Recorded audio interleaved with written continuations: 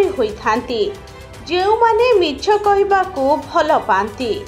ଆହୁରି ଅନେକ ଲୋକ ମଧ୍ୟ ଅଛନ୍ତି ଯେଉଁମାନେ ମିଛ କହିବାଠାରୁ ଦୂରେଇ ରୁହନ୍ତି, କିନ୍ତୁ ଏହା ସତ ଯେ ସମସ୍ତେ କିଛି ନା କିଛି ମିଛ କୁହନ୍ତି। କିନ୍ତୁ ଏମିତି କିଛି ଲୋକ ଅଛନ୍ତି ଯେଉଁମାନେ ମିଛକୁ ସେମାନଙ୍କ ଦୈନନ୍ଦିନ ଜୀବନର ଏକ ଅଂଶ କରିଦେଇଥାନ୍ତି।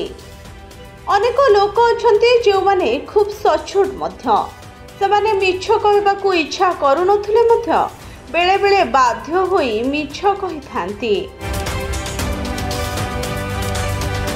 କିନ୍ତୁ ଯେଉଁମାନେ ମିଛ କହିବାରେ ଅଭ୍ୟସ୍ତ, ସେମାନଙ୍କ ମୁହଁରେ ମିଥ୍ୟାର ସଂକେତ ସ୍ପଷ୍ଟ ଦେଖାଯାଏ।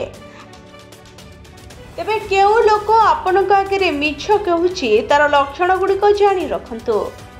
ବୈଜ୍ଞାନିକଙ୍କ ଅନୁଯାୟୀ ଯେତେବେଳେ ଲୋକେ ମିଛ କୁହନ୍ତି, ସେମାନଙ୍କ ଶରୀର ସ୍ୱାଭାବିକ ଅପେକ୍ଷା ଭିନ୍ନ ପ୍ରତିକ୍ରିୟା କରିଥାଏ। ଯେତେବେଳେ ବି କେହି ମିଛ କହେ, ସେମାନଙ୍କ କାନ ଗରମ ହୋଇଯାଏ, ଯାହା ଫଳରେ ଏହା ହଲିଯାଏ।